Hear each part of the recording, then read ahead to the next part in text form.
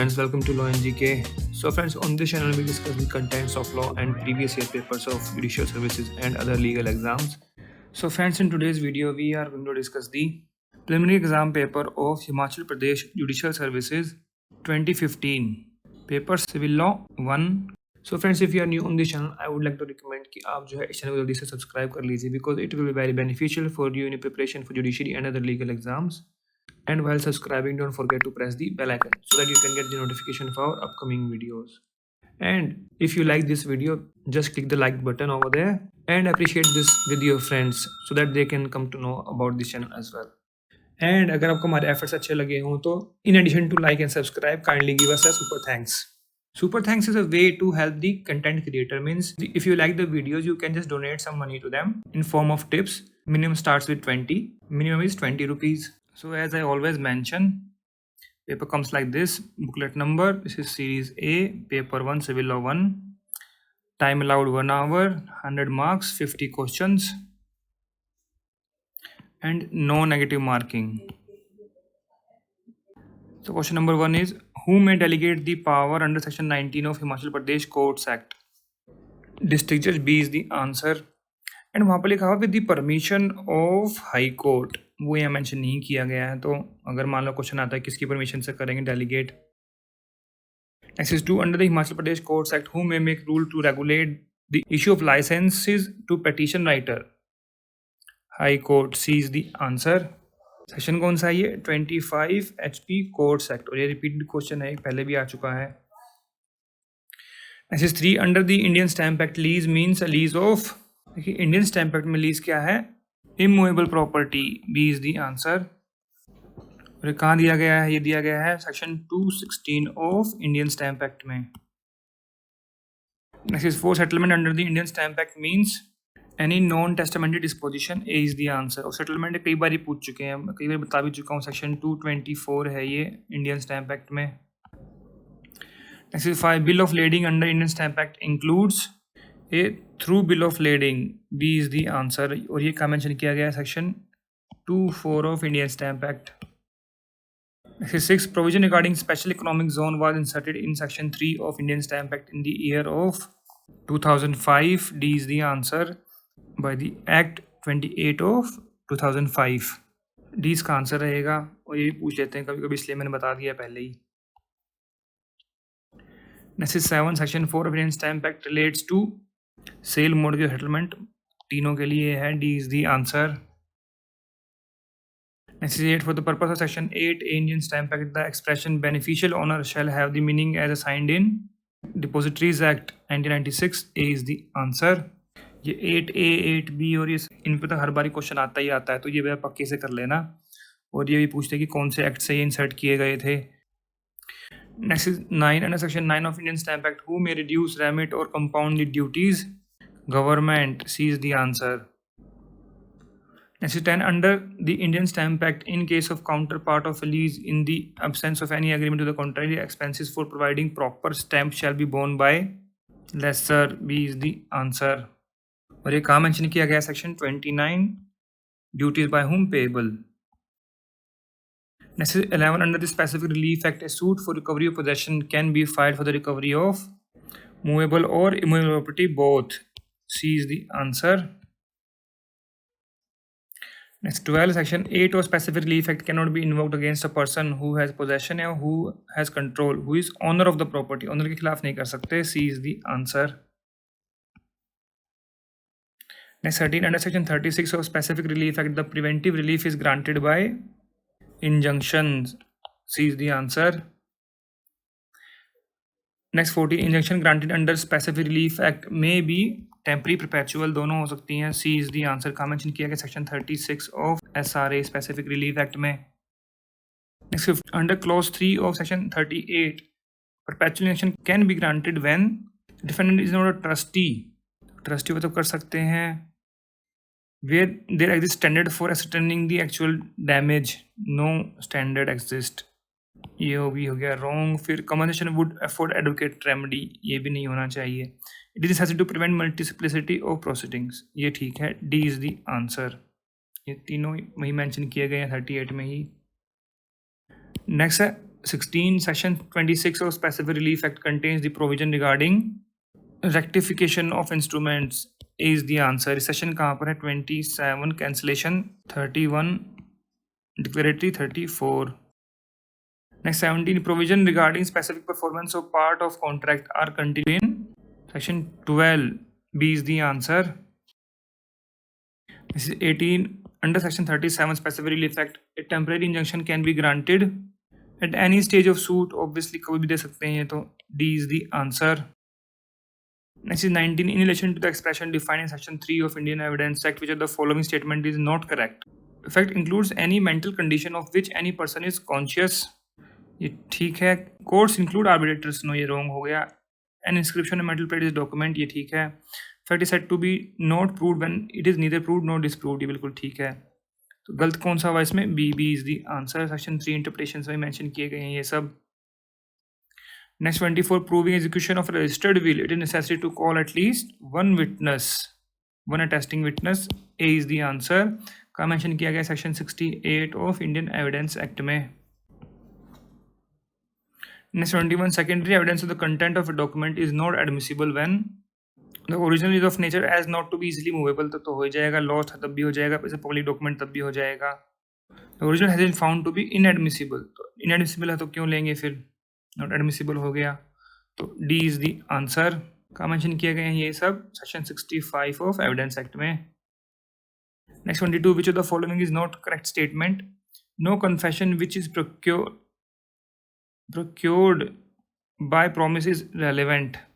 बिल्कुल ठीक है. Confession made by an accused to police officer whether during the custody or out of the custody is irrelevant. बिल्कुल ठीक है. फिर है confession made bye accused voluntarily to any person other than the police officer while he was not in police custody can be proved. ये भी बिल्कुल ठीक है. फिर confession made by an accused to police officer in presence of magistrate is relevant. ये बिल्कुल गलत है. किसको दिया है? To a police officer. Magistrate को देंगे अगर पुलिस ऑफिसर की प्रेजेंस में तो वो रेलेवेंट होगा. तो मतलब उल्टा हो जाएगा इसका. तो डी इसमें हो गया answer. D is not correct. Next 23, a document containing a communication from a husband to his wife in hands of third person is admissible in evidence. C is the answer. Section कौन सा है? Privileged communication between husband and wife. Section 122 है. Case कौन सा था इसमें बोला गया था कि admissible है वो? That is MC Varghese versus TJ Ponan. Okay. Next 24, documents in respect of which privilege has been provided under section 123 of Indian Evidence Act is an unpublished official record. B is the answer. Section कौन सा है ये? 123 बताई दिया यहाँ पे. Next 25, the relationship in section 50 means by blood, marriage और adoption. तीनों होते हैं. C is the answer. Next 26, mistake referred to proviso 1 to section 92 refers to unilateral या bilateral.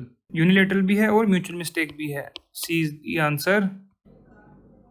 Next 27, section 105 Indian Evidence Act applies to criminal trials. A is the answer. किसके लिए है? General exception में fall करते हैं अगर आप, तो वो प्रूफ आपको करना है. ये बर्डन ऑफ प्रूफ है आपके ऊपर.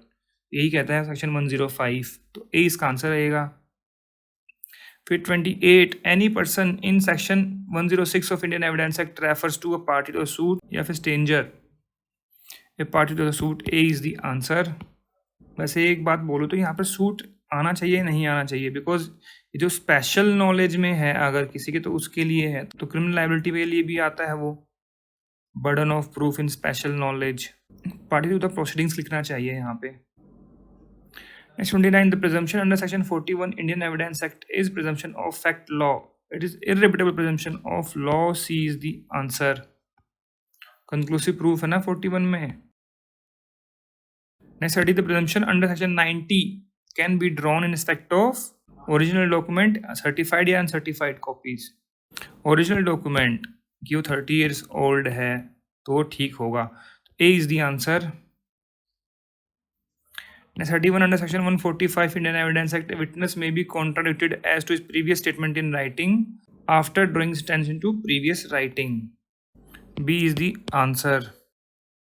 Next 32, section 91 of Indian Evidence applies to only to transactions which are under law must be in writing या फिर which are reduced into the writing. दोनों के लिए है ये must be और reduced be. जो ये तो ऑप्शनल है, फिर भी हमने राइटिंग में किया है, दोनों के लिए हो गया है। C is the answer, both A and B. Next 33, queen versus Abdullah is related to, किस पर है ये? कंडक्ट पर। C is the answer. This is also on dying declaration पर भी है ये case.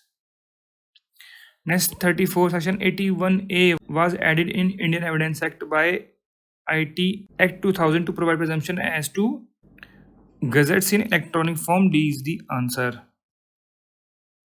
Next 35, which of the following decision is not a decree? तो order of abatement of suit ये डिक्री है, dismissal of appeal as time barred ये भी है, rejection of plaint non payment ये भी है, order refusing to set aside sale ये नहीं है, तो D is the answer. Next 36, the principle of private international law is incorporated in section 1314 of CPC. A is the answer. Foreign judgments की बात करते हैं ना, application of foreign judgments. 37, incorrect बताना है अब। Civil court has jurisdiction to try all suit civil nature unless barred expressly or impliedly, ये बिल्कुल ठीक है। Section 9 provides that. Consent can confer or take away jurisdiction of a court, no ये wrong है। Decree passed by court without jurisdiction is a nullity, ये बिल्कुल ठीक है। Burden of proof of exclusion of जुडिक्शन of a court is on the party who assets it, ये बिल्कुल ठीक है। तो इसमें गलत कौन सा हुआ फिर? B, B is the answer. Next 38, judgment of a court of small causes may not have consigned statement of the case. A is the answer. Next 39, dismissal of a suit under Rule 3 Order 9 of CPC does not bar a fresh suit in respect of the same cause of action. B is the answer. Next 40, under Order 12 Rule 2, the time to be given to a party to admit any document when called upon by notice is 7 days from date of service of notice. C is the answer. Order 12 किसके लिए है? Admissions के लिए। Next 41, which of the following question may not be said to be substantial question of law for the purpose of second appeal? A question of law on which there is conflict of judicial opinion, ये है। फिर recording of finding without any evidence, ये है। Take into consideration irrelevant evidence, ये है। Concurrent finding of fact recorded by the court of below, court below आएगा, of below क्या? D इसका आंसर रहेगा। Second appeal substantial question of law पर होती है, कहाँ मेंशन किया गया? सेक्शन 100 CPC में। Next 42, under proviso sub rule 1 order 17 the maximum adjournment can be granted are 3। C is the answer. Next 43, what is not correct regarding friendly suit? Friendly suit कहाँ provide किए गए हैं? यह order 36। फिर इसमें क्या है? Parties do not approach the court by representation of plaint, no ये रॉन्ग है। ये बिल्कुल ठीक है। देखिए फ्रेंडली सूट में क्या है ना, एग्रीमेंट फाइल करना होता है और उसको रजिस्टर करते हैं एज अ केस। तो फिर नेक्स्ट है parties not interested in the decision, interested होती है तभी तो जाते हैं वो, ये हो गया wrong. Parties enter into an agreement in writing stating such question for the purpose of obtaining the opinion of the court, ये बिल्कुल ठीक है। आंसर क्या रहेगा इसमें? Not correct, B, B is the answer. Next 44, the doctrine of restitution is based on the maxim actus curia namenum gravabit, act of court cannot harm anyone. A is the answer. Next 45, an agreement or compromise entered in representative suit without the leave of the court is void. And ये कहाँ mention किया गया है? Order 23 rule 3A में। Next 46, under order 32 rule 10 CPC on death of next friend the suit shall be stayed until another next friend comes into picture. B is the answer. Next 47, when the plaintiff dies after hearing and before the pronouncement of the suit shall not abate after hearing before pronouncement है ना, तो judgment pronounce कर देंगे it has been pronounced before the death. A is the answer. कहाँ provide किया गया है? Order 32 order 22 rule 6 में। Next 48, who is not entitled to apply under order 21 rule 90 CPC for set aside the sale of human property in execution of decree? तो कौन नहीं कर सकता? डिक्री होल्डर कर सकता है, ऑप्शन परचेजर कर सकता है, जजमेंट डेटर कर सकता है, यस। थर्ड पार्टी कोई नहीं कर सकती unless he is interested in the matter. तो डी इसका आंसर हो गया, none of the above. Next 49, order 20 rule 12 CPC provides for passing of preliminary decree in a suit for, देखिए जो प्रिलिमिनरी डिक्री है वो इन चारों केसेस में फाइल होती है, इन चारों केसेस में होती है, बट ये स्पेसिफिकली पूछ रहे हैं 12 के लिए, तो 12 किसके लिए? पोजेशन एंड मीन प्रॉफिट के लिए। C is the answer. Duration of partnership के लिए कहाँ पर मेंशन है? रूल 15 में। प्रीएम्पशन वाला है 14 and between principal and agent ये है 16। Next 50, a decision in a suit may operate as res judicata against a person not expressly named as parties to the suit by virtue of explanation 6 of section 11. 6 to section 11, C is the answer. 4 क्या है? Constructive res judicata. So friends, here we have discussed all the questions of preliminary exam paper of Himachal Pradesh Judicial Services 2015 paper civil law 1। अगर आपको इसमें कोई कमी लगी हो, कोई सजेशंस और कोई एडवाइस हो तो आप कमेंट सेक्शन में जाकर भी लिख सकते हैं। We always appreciate your comments and feedback. And friends, if you like the efforts, kindly give a super thanks. Super thanks is a way to help the content creator. Means if you like the videos, you can just donate some money to them in form of tips. Minimum starts with 20. Minimum is 20 rupees. And अगर आपको video अच्छी लगी इसको जरूर like कीजिएगा। And don't forget to subscribe our channel. And while subscribing, don't forget to press the bell icon so that you can get the notification of our upcoming videos. So friends, thank you. Thanks very much for watching this video. Thank you.